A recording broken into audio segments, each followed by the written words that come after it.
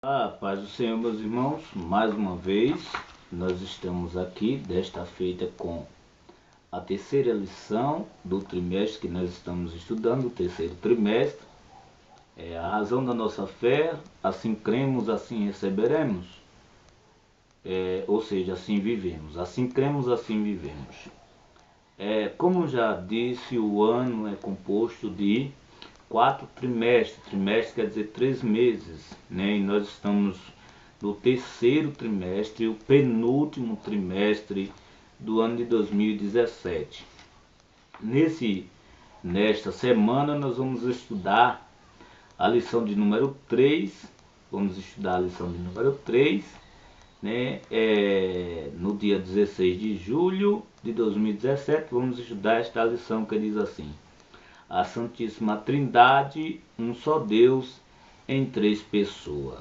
Né? Nós demos uma palhazinha na semana passada, falamos a respeito um pouco sobre a nossa fé, que temos em Deus, uma fé monoteísta, né? Mas sendo que Deus é uma trindade, né? Nós encontramos Pai, Filho e Espírito Santo agindo de uma só maneira, amém?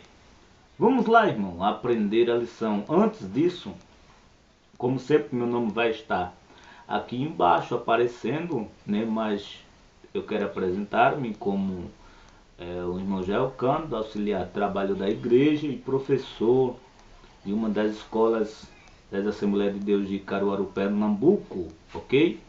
Eu agradeço aos irmãos que têm me ajudado, têm compartilhado, têm visualizado, têm curtido. Muito obrigado. E há pessoas, irmãos, ouvintes, amigas, que sempre estão conosco. Quando a gente posta a aula, os irmãos já estão prontos para aprender. Muito obrigado, ok? Que Deus te abençoe grandissimamente. Mas vamos para o que interessa, que é a Santa Palavra de Deus, ok? Nós vamos estudar, como disse, a Santíssima Trindade, um só Deus em três pessoas, amém? Textual: portanto, ide, ensinai todas as nações, batizando-as em nome do Pai e do Filho e do Espírito Santo. Mateus capítulo 28, versículo 29. A verdade prática diz assim: cremos em um só Deus, eternamente subsistente em três pessoas distintas: o Pai, o Filho e o Espírito Santo, iguais em substâncias, glória, poder e majestade. Amém? Quero dizer aos irmãos que não tem esse livrinho aqui, procure ter, procure comprar. A lição de aluno ela é R$7, é muito barato para uma aprendizagem tão grande, nem a do professor é apenas R$10. Você vai numa livraria, você compra ali, né? Tá adquirindo sabedoria para si, para você. Você que gosta de pregar, você que gosta de ensinar, você apenas que gosta de estar por dentro do assunto, aprendendo cada dia mais, amém? Então, irmãos, vamos aqui, né, a leitura bíblica em classe, que está no livro de Coríntios, capítulo 12, verso 4 a 6. Depois nós vamos para o segundo livro de Coríntios, capítulo 13, verso 13. 1 Coríntios é o primeiro livro, 12, 4 a 6. E depois nós vamos para o segundo livro de Coríntios. Vamos começando a ler assim: ora, há diversidade de dons, mas o Espírito é o mesmo. E há diversidade de ministério, mas o Senhor é o mesmo. E há diversidade de operações, mas é o mesmo Deus que opera tudo em todos. 2 Coríntios 13:13. A graça do Senhor Jesus Cristo e o amor de Deus e a comunhão do Espírito Santo seja com vós todos. Amém. Amém? Graças a Deus, irmãos. Primeiro nós vamos entender aqui, de início, o que é Santíssima. Não é? A gente acreditamos na santidade de Deus, quando o Deus chama Moisés e diz a Moisés para construir o tabernáculo, né? A casa onde Deus havia habitar, onde o povo iria adorar, nós vemos que tinha três lugares, né? O pátio, tinha um lugar santo e tinha um lugar santo dos santos, né? E no lugar santo dos santos era onde a pessoa tinha que estar numa santidade perfeita. Eu acredito que santíssimo quer dizer que está além. Ninguém pode chegar a ser santíssimo além do nosso Pai, né? O Deus Todo-Poderoso. Muito bem, irmão. O objetivo geral dessa lição é saber que cremos em um só Deus, eternamente subsistente em três pessoas distintas: o Pai, o Filho e o Espírito Santo. Aí, o primeiro ponto, nós vamos explicar as construções bíblicas trinatárias.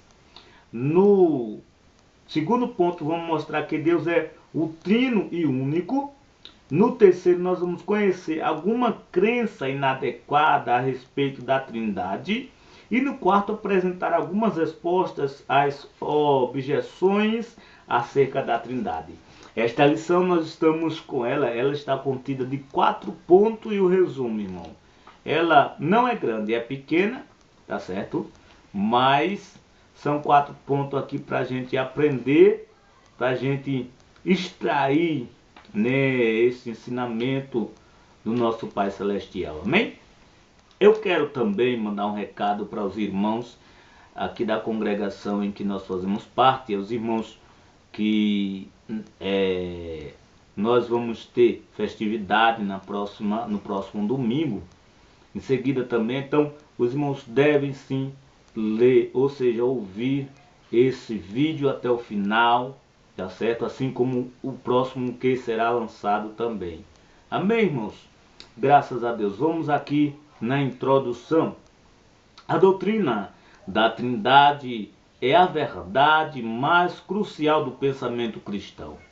Mas como conciliar o monoteísmo revelado no Antigo Testamento com a divindade de cada pessoa da Trindade? Esse é o enfoque da presente lição. Ou seja, nós estudamos a semana passada, para quem não viu, e para relembrar aqui, falamos sobre o único Deus verdadeiro e a criação. Então nós falamos sobre monoteísmo e politeísmo. Ou seja, monoteísmo é aqueles que adoram a um só Deus, e o politeísmo é aqueles que adoram a vários deuses, né? E entendemos que a nação, as nações que, deixa eu ver aqui para não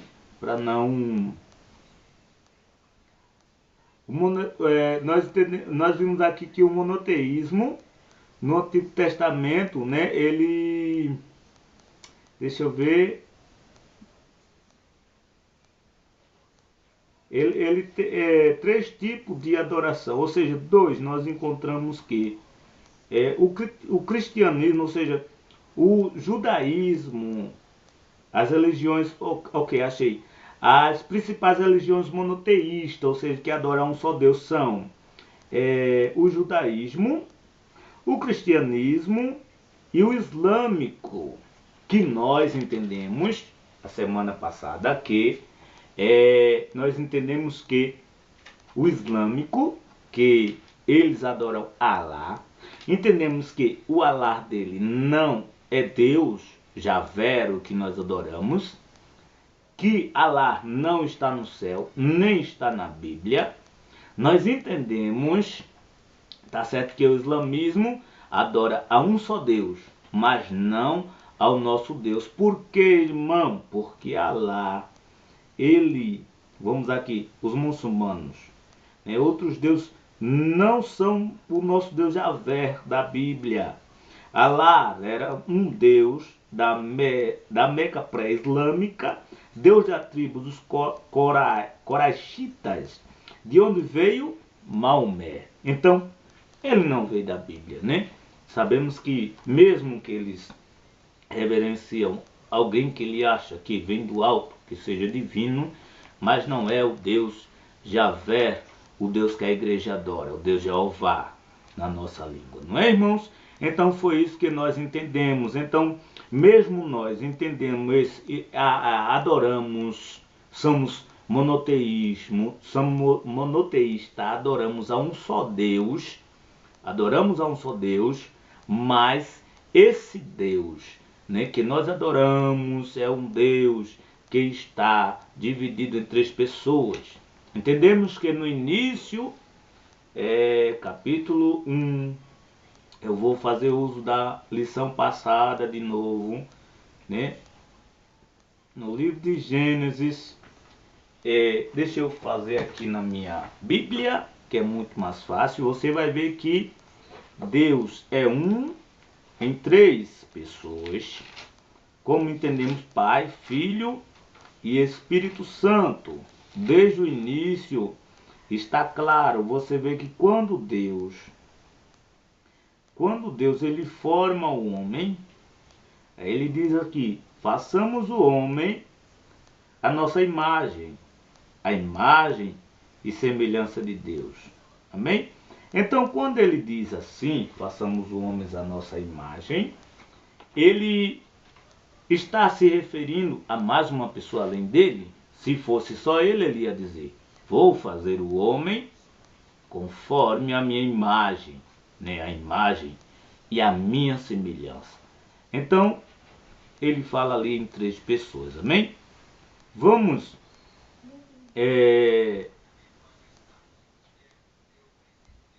nós vamos hoje entender, né? Nós vamos entender cada pessoa da Trindade, né? Hoje, nesta lição, cada pessoa. Quem são essas? Quem são eles? Pai, Filho e Espírito Santo. Vamos lá. Construções bíblicas trinitárias. Nós estamos falando de três, ok? Quando fala trindade, três pessoas, trinitárias, três pessoas. Vamos lá, a unidade da Trindade. Unidade da Trindade. 1 Coríntios, capítulo 12, verso 4 e 6. A leitura que nós lemos no primeiro livro, onde falou, ora, a diversidade de dons, mas o Espírito é o mesmo. E a diversidade de ministério, mas o Senhor é o mesmo. E a diversidade de operações, mas o Deus que opera tudo em todos. Há um só Deus. Amém?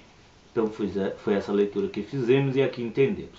Uma leitura superficial dessa passagem pode levar alguém a argumentar que o texto não diz que cada uma dessas pessoas é Deus, como costumam fazer determinados grupos tidos como cristãos. O apóstolo Paulo se refere à Trindade usando uma linguagem.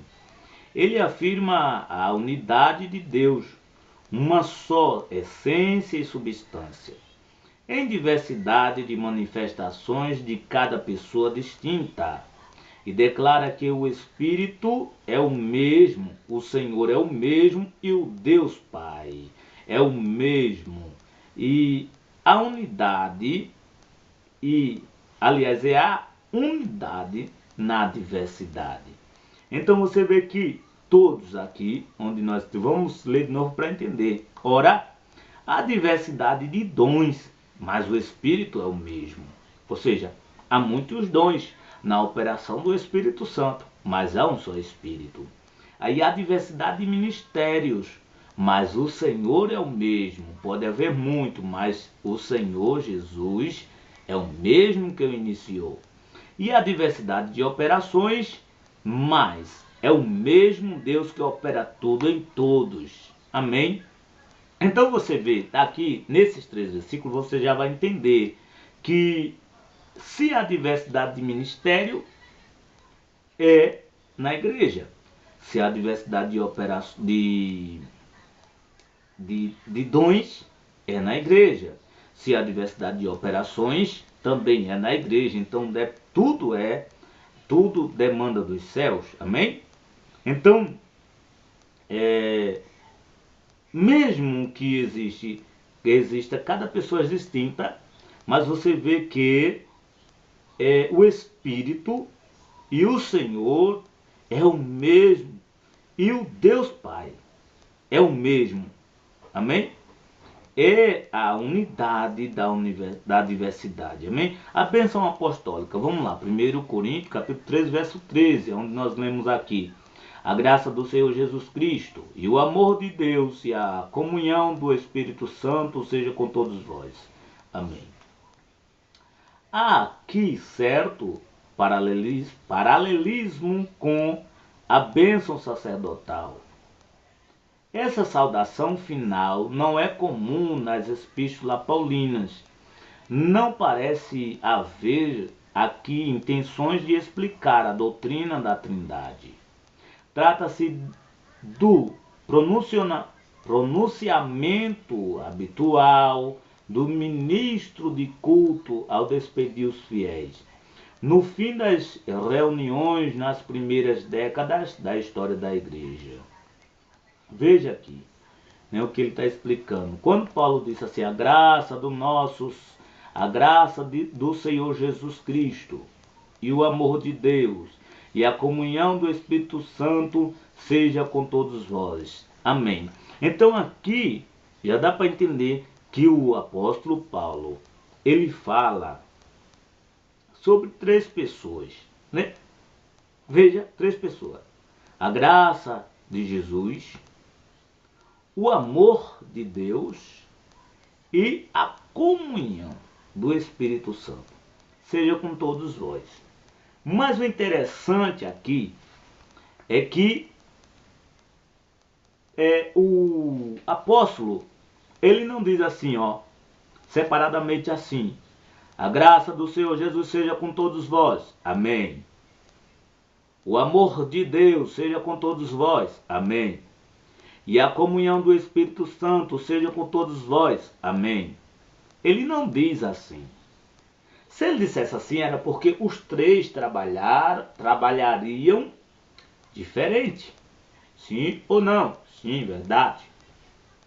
Mas quando ele junta tudo aqui, ele diz, a graça do Senhor Jesus Cristo e o amor de Deus e a comunhão do Espírito Santo seja com vós todos, amém. Ele só afirma juntando os 3 com sua essência, tá certo? E nos despede em paz, ou seja, despede seus fiéis.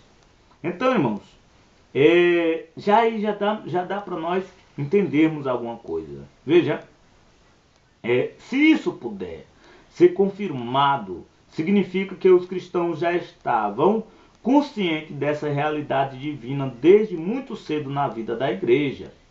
A fonte da graça do Senhor Jesus e o amor de Deus no Espírito Santo é uma saudação trinitária. Amém? Então,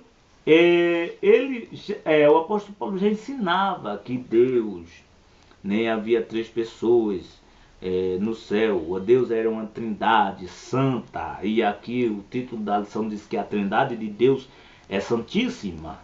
Amém? Então, ele despedia a igreja assim, porque você vê que a graça de Deus, que é a graça, Deus, a graça do nosso Senhor Jesus, a graça, aquele favor imerecido, de se entregar por nós, o amor de Deus de ter oferecido, ou seja, de ter dado, oferecer uma coisa, dar outra, de ter dado a Jesus para morrer por nós, para nos dar a salvação, e a comunhão do Espírito Santo, ou seja, o Espírito Santo é quem nos liga um ao outro. Ele disse, então, ele junta aqui dali todos para que nós entendamos que essa Trindade Santa trabalha ao nosso favor. Amém? Vamos aqui. O Deus Trino e Uno revelado. O Deus Trino e Uno revelado. Efésios 4, 4 e 6. Nós estamos lendo a Bíblia também. Efésios capítulo 4, versículo 4 e 6. vamos encontrar aqui, tá certo? Efésios 4, 4 a 6. Há um só corpo e um só espírito e uma só esperança, para a qual Deus chamou vocês. Há um só Senhor, uma só fé e um só batismo. E há somente um Deus e Pai de todos, que é o Senhor de todos, que age por meio de todos e está em todos. Amém? Apenas até aqui. Vamos aqui continuar.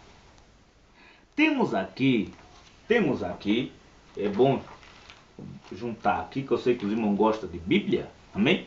Temos aqui a diversidade de operações e funções na unidade de Deus. É Deus quem nos chama por meio do Espírito Santo.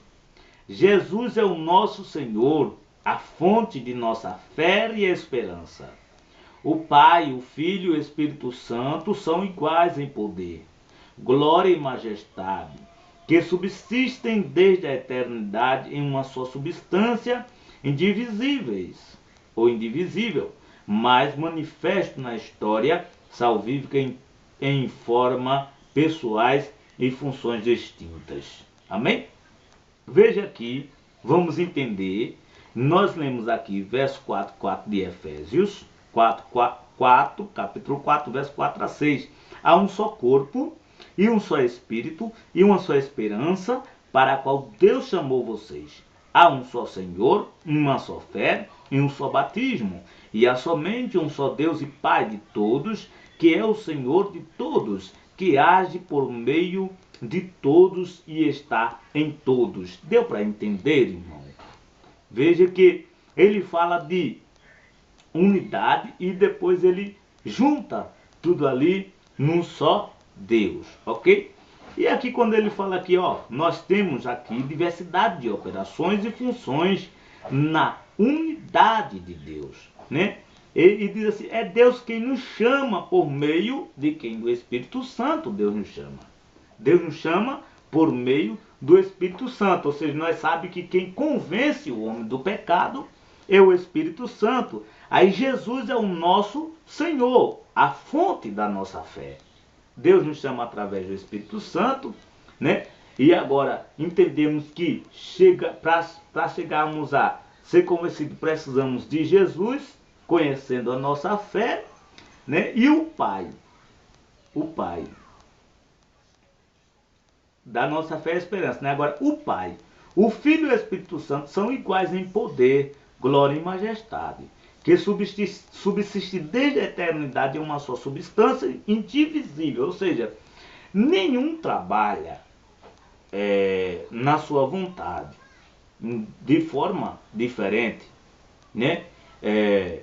Vamos supor que o Espírito Santo ele não vai chegar a unir, ou seja, a convencer sem a ação do Pai, de Deus, né? Então, Jesus jamais poderia ser a fonte da nossa fé e esperança sem Deus, né? Então, é um só Senhor, ok? Então, veja que ele, mesmo sendo em uma só substância indivisível, mas manifesto na história salvífica em forma pessoais e funções distintas. Ou seja, cada um teve o seu meio de aparecer, de chegar, de agir, né? De entrar no nosso meio. Deus, né, com sua supremacia, sua soberania, desde o início que nós vimos, né, o agir de Deus, o trabalhar de Deus. Em seguida, no Novo Testamento, a partir do livro de Mateus, nós vamos encontrar Jesus, né? Jesus, ele chegou nos proporcionando uma nova oportunidade, né, de salvação, porque todos nós estávamos extintos por causa do pecado do homem, do próprio homem, né? Jesus veio, nos restituiu, pagou a nossa dívida, e agora pela sua misericórdia e sua graça, nós estamos aqui. E em seguida veio o Espírito Santo. E o Espírito Santo ele apareceu para nos encher. Qual, irmão, a função do Espírito Santo no meu, quando ele apareceu? Quando Jesus ficar, né, em Jerusalém, até que do Pai, do alto, aliás, desça, né, o Consolador. E ele veio para destimir o povo, deixar apto, corajosos para pregar o Evangelho, né, pregar a sua palavra e dar continuidade àquela igreja que foi fundada naquela cruz. Amém? Vamos continuar, irmãos, pela graça de Deus, né? Vamos em frente. Se você tiver uma pergunta, uma dúvida, uma interação, deixe o comentário aí, tá certo? Que o irmão já está pronto para aprender. O conceito de Deus Trino e Uno acha-se somente na tradição judaica cristã. Esse conceito não surgiu mediante a especulação dos sábios deste mundo, mas através da revelação outorgada passo a passo na palavra de Deus. Em todos os escritos do apóstolo, a Trindade é implícita e tomada como certa. Efésios capítulo 1, verso 1 ao 14, e 1 Pedro 1 e 2, fica claro que o Pai, o Filho e o Espírito Santo existem eternamente como três pessoas distintas, mas as Escrituras também revelam a unidade dos três membros de Deus. Ou seja, veja que Deus ele mesmo sendo três pessoas distintas e que trabalham também de forma distinta, como nós entendemos, né?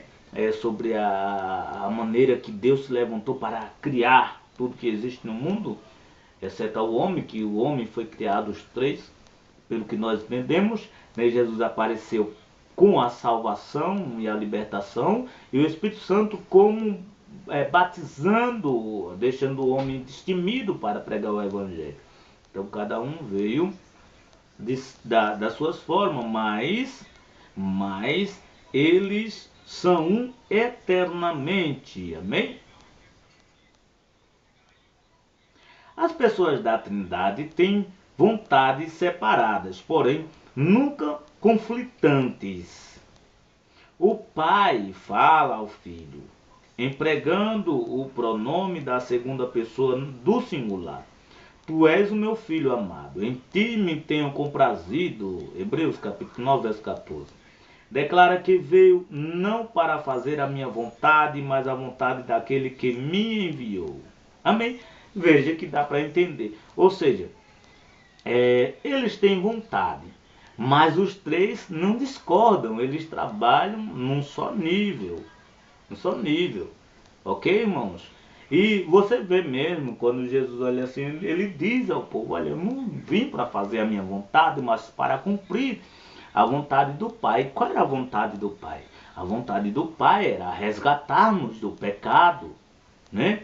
E então Jesus, você vê que Jesus no Getsemane, ele orou ali e disse, Senhor, passa de mim. Ele falou, né, Senhor seria nós. Ele falou assim, Pai, passa de mim esse cálice. Ou seja, quando ele começa a analisar o que ele iria passar, então ele olha assim e a vontade dele, veja que ele tem vontade própria.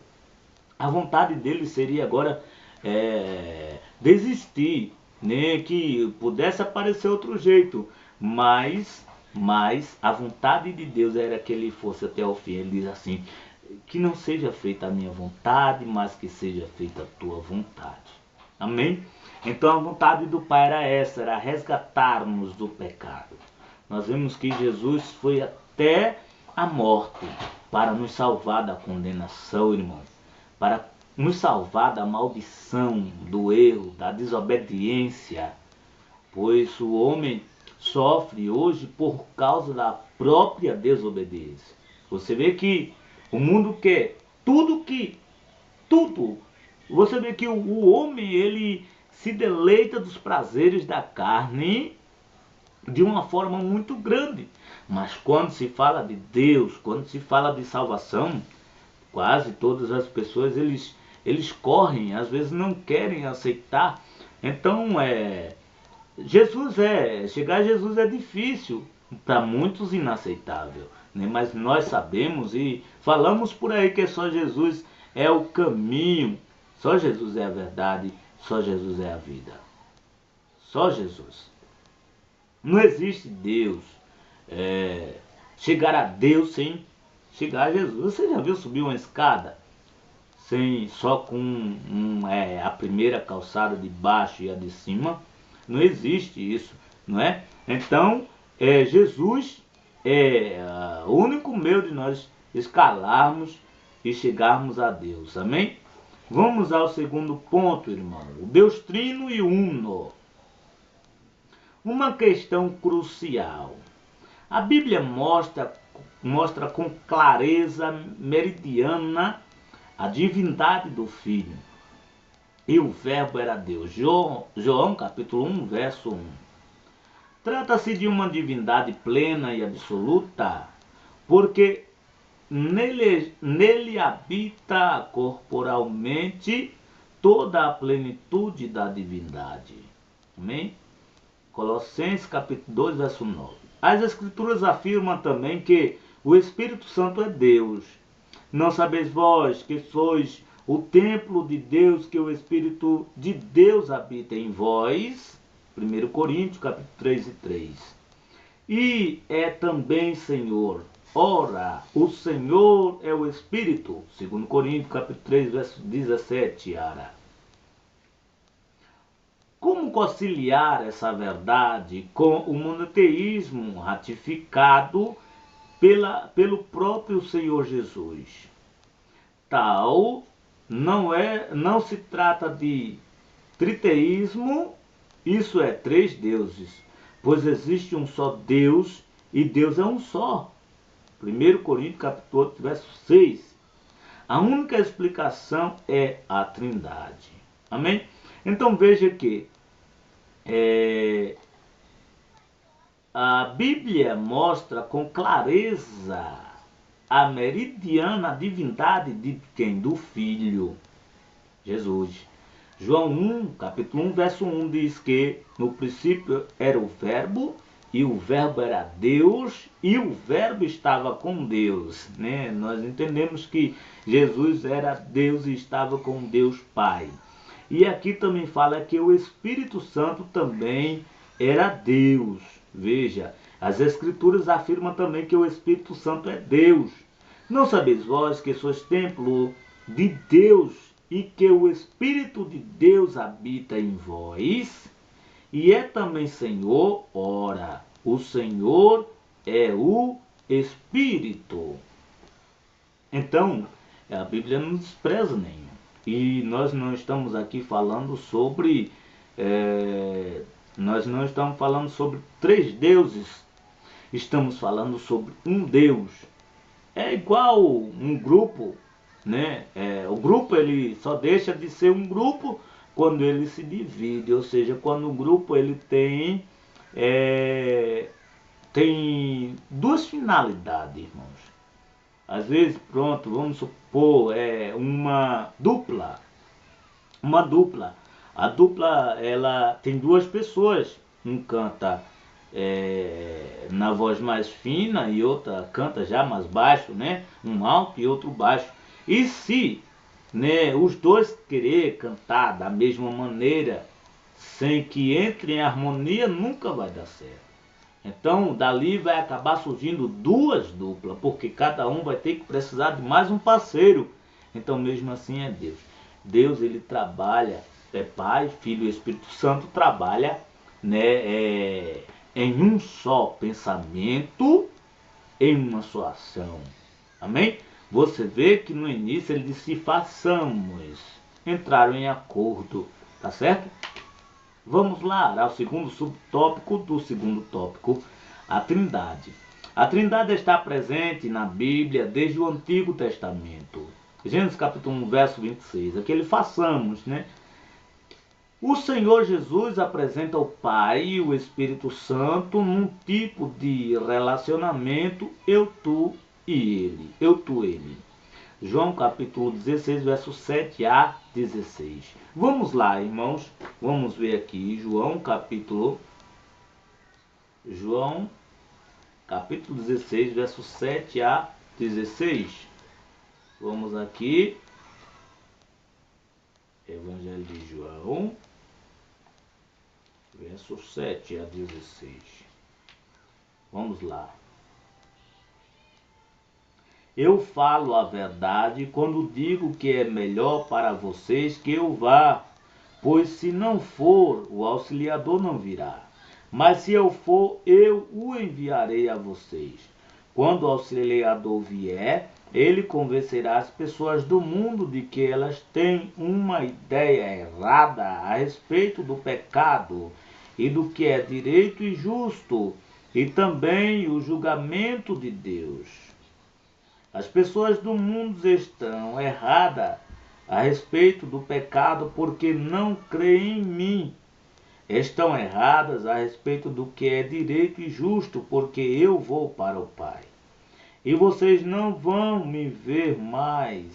E também estão erradas a respeito do julgamento, porque aquele que me manda nesse mundo já está julgado. Ainda tenho muitas coisas para lhes dizer, mas vocês não poderiam suportar isso agora.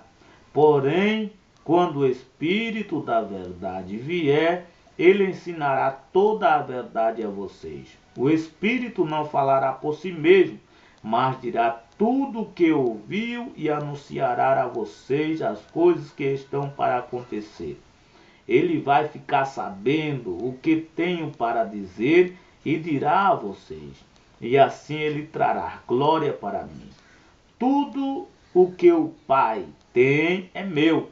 Por isso eu disse que o Espírito vai ficar sabendo o que eu lhe disser e vai anunciar a vocês. E Jesus disse: daqui a pouco vocês não vão me ver mais, porém, pouco depois vão ver novamente, vão me ver novamente. Amém? Então ele está falando sobre a Trindade aqui, Pai, o Filho e o Espírito Santo. Antes de sua ascensão ao céu, Jesus mandou que os discípulos batizassem em nome do Pai, do Filho e do Espírito Santo. Essa é a mensagem bíblica mais contundente em favor da Trindade. Temos aqui um conceito trinitário muito claro e vivido. Trata-se de um resumo da realidade divina ensinada durante o seu ministério acerca de si mesmo e do Pai.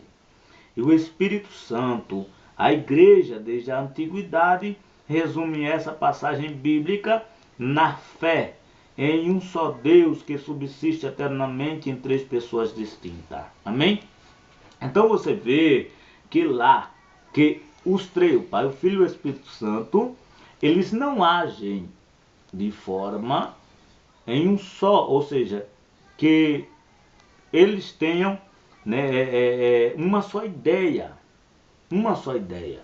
Não, o Filho não pode dizer assim, não, eu vou batizar, né, ou eu vou salvar, essa é a intenção do Filho, eu vou salvar, sem que, né, Deus permita, sem que haja um concílio. O Espírito Santo não pode chegar, ou seja, ele não chega e diz assim, olha, eu vou batizar todo o Brasil. Não, eles ouvem, com certeza conversando entre si, chegam a uma finalidade e faz a obra, né? Você vê que eles conversam entre si. Você vê que Jesus dizendo aqui, na leitura que fizemos da Bíblia, no livro de João, capítulo 16, verso do 7 ao 16, que o Espírito Santo diria aquilo que ouviu. E Jesus disse que o Espírito Santo ia dizer algo que Jesus lhe haveria de dizer. E ele falou que ele e o Pai seria um só, né? Então, é uma trindade santa, aqui diz santíssima, e age em um só. Amém? Do grego trias, do latim trinitatem, grupo de três pessoas, doutrina segundo a qual a divindade, embora uma em sua essência subsiste nas pessoas do Pai, do Filho e do Espírito Santo. As três pessoas são iguais nas substâncias e nos atributos absolutos, metafísicos e morais. Apesar de o termo não se encontrar nas Sagradas Escrituras, as evidências que atestam a doutrina são, tanto no como no Novo Testamento, incontestáveis. A palavra Trindade foi usada pela primeira vez em sua forma grega por Teófilo e em sua forma latina por Tertuliano. O credo atanasiano assim se expressa acerca da doutrina da Santíssima Trindade. Adoramos um Deus em trindade e a trindade em unidade, sem confundir as pessoas, sem separar a substância. Amém? Olha aqui que coisa linda, né? Olha aqui, o credo atanasiano se expressou assim.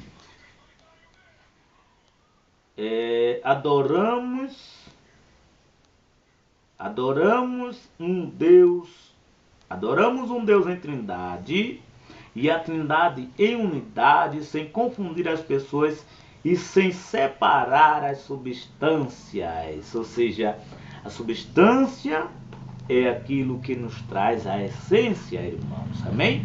Nós somos abençoados por Deus, o Deus Trino, o Deus Todo-Poderoso, o Deus Santo. Amém? Vamos ao terceiro tópico. As crenças inadequadas.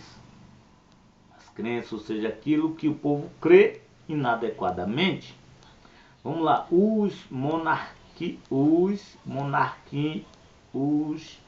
monarquianistas dinâmicos. Trata-se de um movimento que surgiu após a metade do segundo século em torno do monoteísmo cristão. Tertuliano, um dos líderes cristãos daquela geração, polemizou com eles, chamando-os de monarquianista, do grego monarquia, governo exercido por um único soberano. Ele ensinava que Jesus recebeu a dinamis, ou seja, poder, em grego por ocasião do seu batismo no Rio Jordão. Outros afirmam que Jesus se tornou divino por ocasião de sua ressurreição.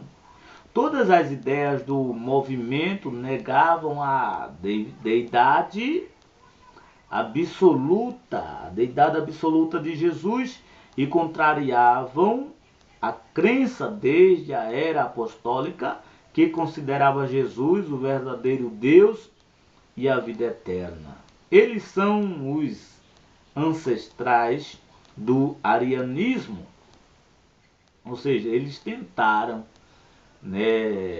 tirar a Trindade, Jesus como uma da terceira pessoa da Trindade, ou seja, uma pessoa da Trindade, tentam tirar, apareceu, e nós vemos que o Tertuliano, ele começa, a mostrar que estão errados, que há uma Trindade. Jesus, ele dizem aqui que Jesus ele se tornou uma divindade, ou seja, se tornou Deus após ressuscitar dos mortos. Se fosse assim, irmãos, Lázaro, ele seria uma divindade, Se fosse assim, tanto outros que ressuscitaram, que Jesus ressuscitou, também seria uma divindade. Mas nós vimos no livro de João, capítulo 1, verso 1, o próprio, a Bíblia, o próprio João, ele quando começa a relatar, ele diz assim: no princípio né, no início, né?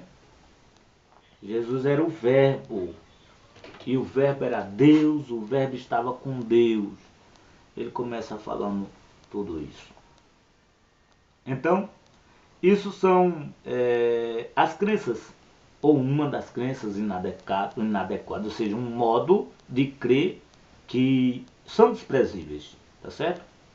Vamos lá, um monarquianista modalista, aquele que gosta de mudar ou de criar moda. Esses são assim identificados porque ensinavam que Deus aparece de modos diferentes. Para eles, Deus aparece com a máscara do Pai na obra criadora, com a máscara do Filho no seu nascimento e na ascensão. E a partir daí aparece com a máscara do Espírito Santo. Pai, Filho e Espírito Santo. Não são três pessoas, mas três faces, semblantes ou máscaras. É a doutrina unicista que nega a Trindade. Trata-se de um erro teológico crasso, pois a Bíblia é clara na distinção destas pessoas. O bispo Sabélio foi o principal expoente dessa doutrina, por isso ela é conhecida como sabelianismo. Seu herdeiro espirituais ainda estão por aí. O resumo teológico deles é o seguinte: Deus é Jesus. No entanto, a Bíblia ensina que Jesus é Deus. Ou seja, como é que esse camarada começou a trazer suas modalidades, ou quer dizer, como foi que ele mudou isso? Ele quis dizer assim, que Deus, ele é Deus na criação. Deus é Deus na criação. Né? Em seguida, Deus ele tornou-se semente humana, o próprio Deus Pai nasceu de uma mulher para morrer numa morte de cruz e ressuscitou dos mortos e subiu para o céu de novo. Em seguida, Deus ele aparece como Espírito Santo, né, e batizou os homens que creram, os batizou. Eles que Deus é um só, não uma trindade, é um em três faces. Ou seja, é como eu, por exemplo, eu quiser fazer uma cena, eu me apresento como um homem, né? Estou fazendo uma suposição, depois coloco uma peruca, me pinto, apareço como uma mulher, aparentemente, você sabe que é possível. E se estou falando só de aparência, em seguida eu posso aparecer aqui como um velho, um idoso, né? Pode ser que aconteça. Ele acredita que seja assim, agora que fosse o mesmo. Agora, isso é algo assim muito... uma coisa desprezível, porque se Deus ele fosse como se fosse uma máscara, fosse uma só pessoa, não fosse uma trindade, Deus, como estaria os céus no governo dos anjos? Vamos lá, na criação Deus estava lá em cima, mas 32 anos que Jesus passou na terra, com quem ficou os céus? Nós sabemos que o Espírito Santo desceu e está com a igreja. E como está os céus? Quem está preparando a nossa morada? João capítulo 14 fala assim: não se turbe o vosso coração.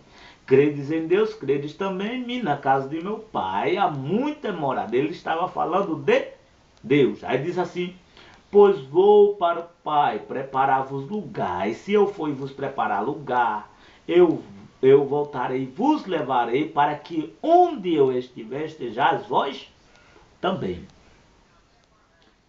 Então, nós entendemos que Jesus subiu para preparar lugar. Ele falou que enviaria um Consolador.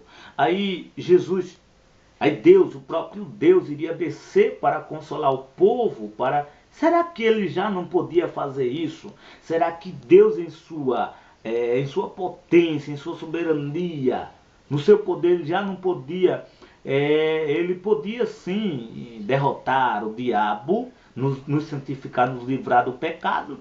Não precisava ele vir, mas teve esse ato por causa do livre-arbítrio, né? Mas se há essa doutrina, se você que está ouvindo essa lição e crê nisso, apenas se pergunte, como está o céu se o Espírito Santo está aqui conosco?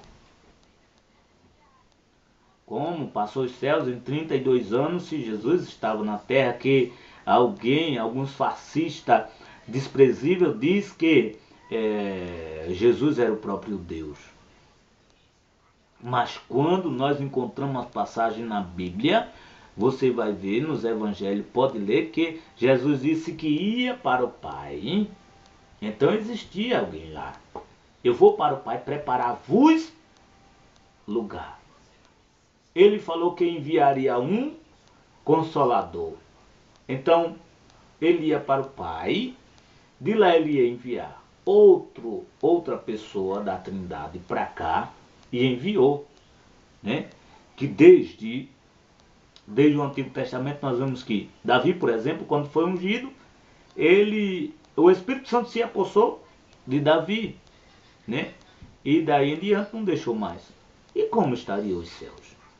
Irmãos, tem coisas que a gente não possamos levar para casa, mas devemos entender que muitas coisas são modeladas, ou seja, ok? Ou pode ser moldada, pode ser alguma moda, alguma crença que estão criando. O apóstolo Paulo diz que se aparecer outro evangelho, a não ser esse que a igreja prega, ele é debalde, ou seja, é desprezado, tá certo?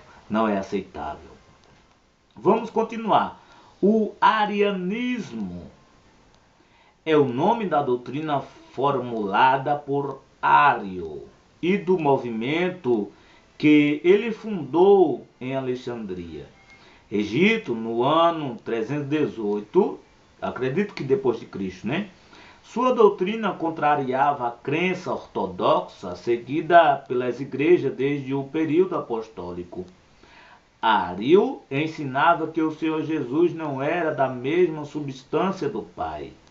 Era criatura, criado do nada, uma classe divina de natureza inferior, nem divina nem humana, uma terceira classe entre a deidade e a humanidade. A palavra de ordem de seus seguidores era: houve tempo em que o verbo não existia, mas o ensino bíblico, sustentado pelas igrejas desde o princípio, afirma que o Filho é eterno, pois transcende a criação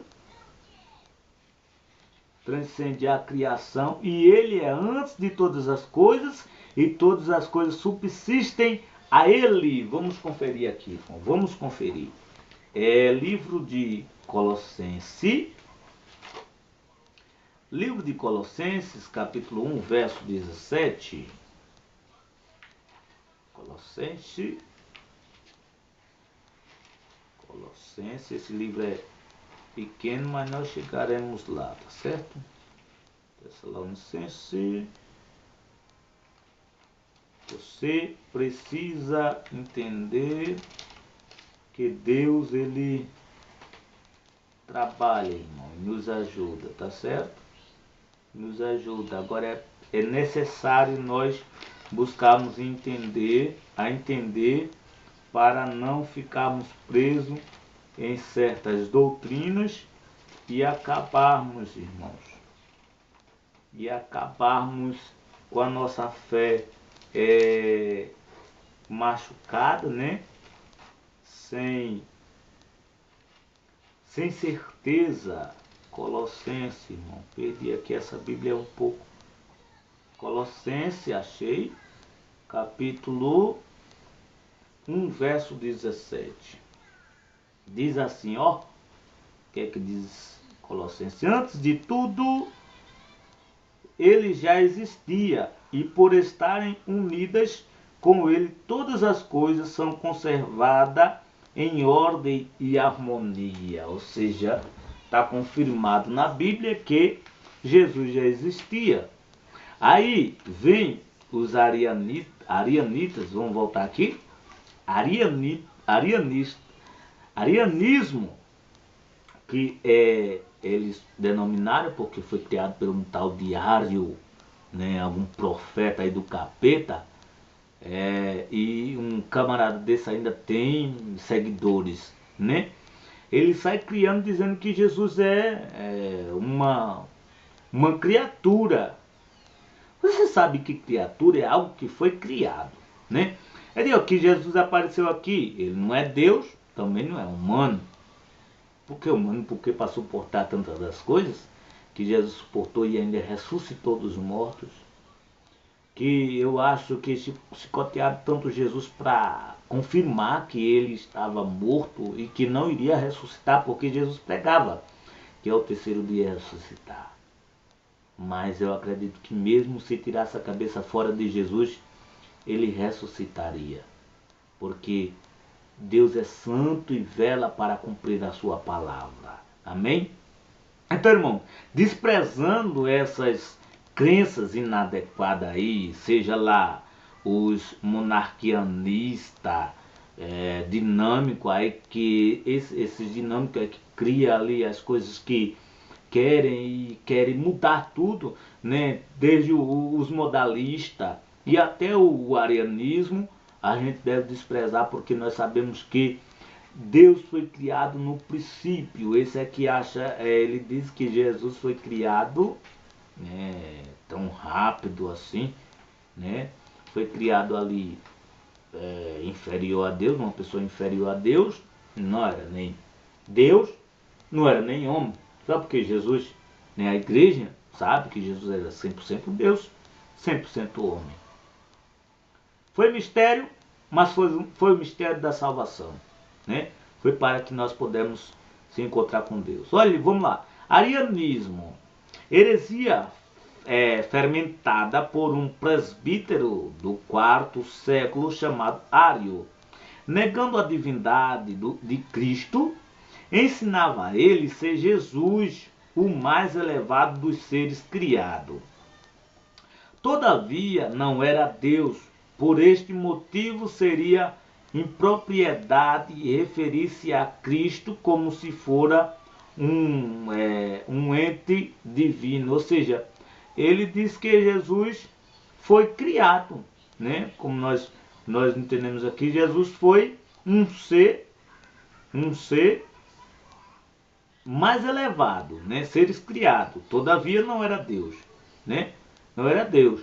Então esse presbítero aqui, né, um presbítero, ele com certeza ele não fazia, né, não, nas suas orações, ele não tinha Jesus como mediador, né? Ele como Deus ele não tinha. Então desprezava. Aí vamos lá, para fundamentar seus desvaneios doutrinários, buscava desautorizar o Evangelho de João por ser o propósito dessa escritura justamente mostrar que Jesus Cristo era de fato o Filho de Deus. Os ensinos diários foram condenados no Concílio de Nicéia em 325 depois de Cristo. Amém, irmãos? Então você vê que toda doutrina que se levanta que não é de Deus acaba caindo. Por mais que cresça, um dia ele cai, porque não é de Deus. Amém? Não é de Deus. Não é de Deus, não permanece, irmão. Não permanece, nem vai permanecer. Vamos ao quarto e último ponto. Resposta às objeções acerca da Trindade. Esclarecimento, vamos lá. Os unicistas modernos pregam que a doutrina da Trindade é uma invenção do Concílio de Nicéia, por ordem de um imperador romano pagão. Mas esse movimento está equivocado por mais de 100 anos antes Antes, Tertuliano já havia formulado a doutrina da Trindade. Além disso, o termo do referido concílio, o Filho reafirma a deidade de Jesus e sua substancialidade com o Pai. O credo não traz informações algumas sobre o Espírito Santo. O documento aprovado em Nicéia tornou-se ponto de partida ao invés de ponto de chegada. As controvérsias prosseguiu por duas razões principais: a volta do arianismo e a indefinição sobre o Espírito Santo. Ou seja, os unicistas, né, pregaram que a Trindade é uma invenção, Concílio de Nicéia, né? Porém, Nicéia teve apoio, né, onde nós vemos que desde o início, antes, 100 anos, Tertuliano já havia formulado a doutrina da Trindade. Então, quando vai juntando, né, uma coisa e outra, vamos vendo que existe a Trindade e que isto era uma doutrina criada pelo homem, né? O homem chegou, pessoa analisou, procurou outra pessoa, porque tem pessoas que têm um poder tão grande de enganar, aí vem outro, aí olha assim, assim, assim e tal, aí a pessoa vai, aprende, não, você está certo, mesmo estando em dúvida, aí sai passando.